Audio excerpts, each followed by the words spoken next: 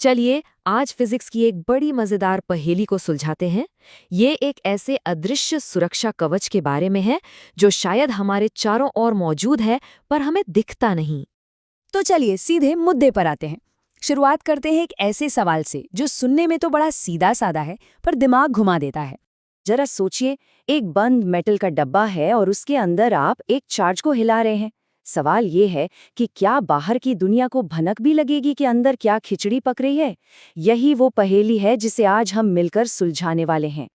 ये जो तस्वीर दिख रही है ये बिल्कुल वही सिचुएशन है। एक खोखला गोला है और उसके अंदर एक चार्ज है। सवाल अब भी वही है, बाहर क्या होगा। अब इस पहेली को सुलझाने के लिए ना हमें सिर्फ एक बहुत ही सिंपल सा नियम समझना होगा। ये नियम ही इस पूरे खेल की चाबी है। तो हमारी कहानी का हीरो है कंडक्टर। कंडक्टर मतलब कोई भी धातु जैसी चीज जहां इलेक्ट्रिक चार्ज मतलब छोटे छोटे पार्टिकल्स एकदम आजादी से घूम फिर सकते हैं। और ये रहा वो मास्टर रूल। इसे दिमाग में बिठा लीजिए। किसी भी कंडक्टर के सॉलिड हिस्से के अंदर इलेक्ट्रिक फील्ड हमेशा, और मैं कह रहा हूं हमेशा, जीरो होती है। जीरो, कोई अगर मगर नहीं। देखिए, एक्सपर्ट्स भी यही कहते हैं। ये कोई राय नहीं है, ये फिजिक्स का एक पत्थर की लकीर वाला नियम है। इस पर कोई बहस नहीं हो सकती, ये एक हकीकत है।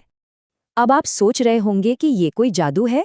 नहीं, ये जादू नहीं है, ये शुद्ध गणित है। इसके पीछे है गॉस का नियम, एक बहुत ही खूबसूरत सा सिद्धांत जो ये साबित करता है कि कंडक्टर के अंदर फील्ड को जीरो होना ही पड़ेगा, कोई और चारा ही नहीं है। ठीक है, तो अब हमारे पास नियम है। अब देखते हैं कि साइंटिस्ट लोग ऐसी नामुमकिन सी लगने वाली प्रॉब्लम्स को सुलझाते कैसे हैं। उनकी एक बहुत ही स्मार्ट ट्रिक है। इस ट्रिक का नाम है सुपरपोजिशन। आइडिया बहुत सिंपल है। एक बड़ी कॉम्प्लेक्स प्रॉब्लम लो और उससे दो छोटी छोटी आसान सी प्रॉब्लम्स में तोड़ दो।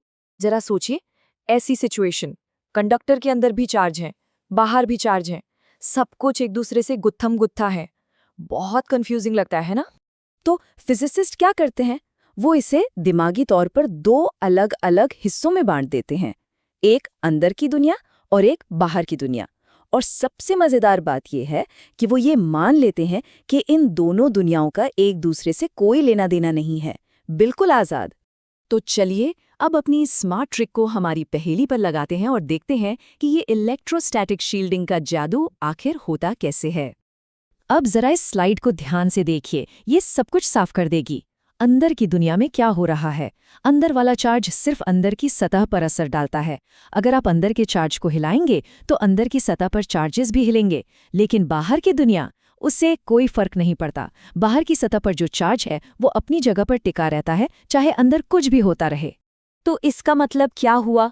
इसका मतलब ये है कि वो कंडक्टर एक इनविजिबल शील्ड, एक अदृश्य ढाल बन जाता है। हमारी पहेली का जवाब मिल गया। बाहर कुछ नहीं होता। बाहर की दुनिया को पता तक नहीं चलता कि उस खोखले गोले के अंदर क्या चल रहा है। और हाँ, ये सिर्फ कोई किताबी बात नहीं है। भारत की सबसे मुश्किल परीक्षाओं में से एक जेईई एडवांस्ड, उसमें टॉप करने के लिए बिल्कुल इसी तरह की सोच चाहिए होती है। बड़ी प्रॉब्लम्स को छोटे छोटे हिस्सों में तोड़कर समझना बेहद जरूरी है। तो सवाल उठता है कि इस दिमागी कसरत का असल दुनिया में क्या काम? अरे ये हमारी सोच से कहीं ज्यादा जरूरी है। ये सिद्धांत हमारे चारों तरफ है। टीवी और इंटरनेट वाली कोएक्शियल केबल वो सिग्नल को बाहरी शोर से बचाने के लिए यही इस्तेमाल करती है। फैराडे केज जो नाजुक इलेक्ट्रॉनिक सामान को बचाता है। अस्पतालों में एमआरआई स्कैन वाले कमरे, और यहाँ तक कि जब आसमान में बिजली कड़क रही हो तो आपकी कार भी। ये सब इलेक्ट्रोस्टैटिक शील्डिंग के ही कमाल हैं जो हमें और हमारी टेक्नोलॉजी को सेफ रखते हैं।